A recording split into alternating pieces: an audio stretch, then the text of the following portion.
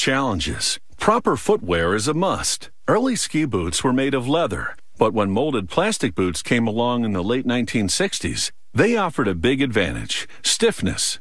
Stiffer boots meant better control. And when you're heading downhill fast, control is definitely a good thing.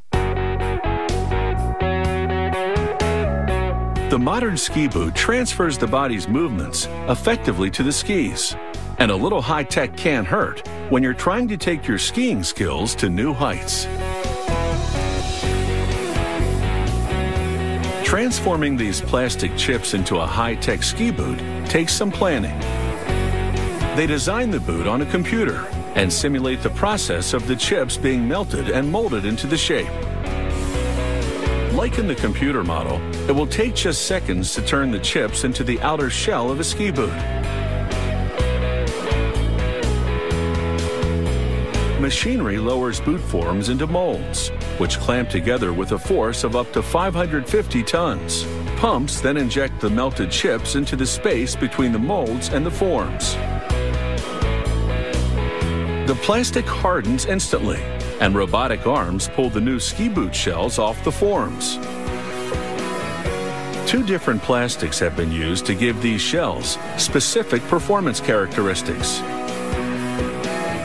Equipment now stamps the brand name and graphics onto the shell. The assembler rivets rubber protectors to the sole of the boot. They'll interface with the ski's bindings.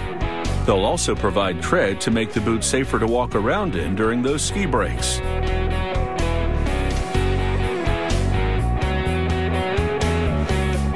This ski boot shell is now ready for some buckles. Their location has been mapped out during molding with little indentations.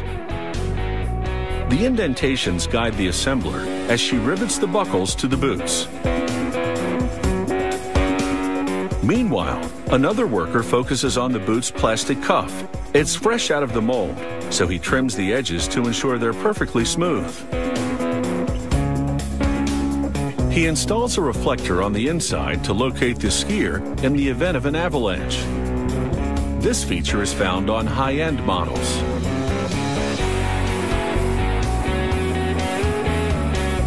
He attaches a long strap to the back. It's for adjusting the boot's fit around the skier's calf and shin.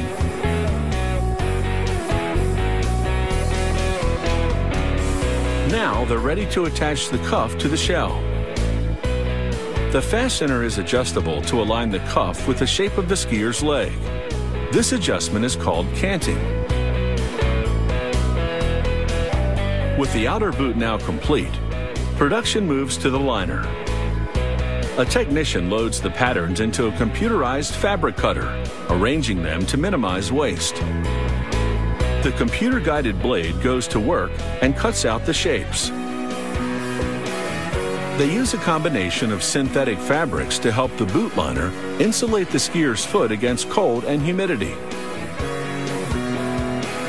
After sewing the outer part together, they glue 2 layers to it. The outside fabric and inner padding are polyurethane material, and the inner layer is polyester. This special device presses the glued fabrics together and shapes them. Then it's over to the sewing department where the glued seams are stitched.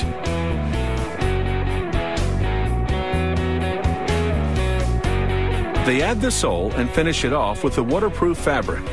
It has a special weave that keeps the liner from sliding around in the boot. Mechanical arms now hold open the boot as the assembler slides a liner into it.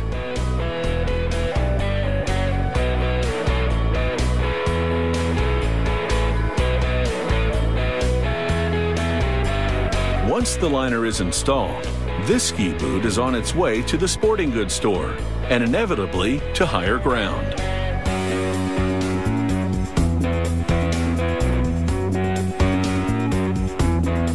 The manufacturing process has taken about an hour, and these boots should be good for years of plunging through powder and mogul maneuvering.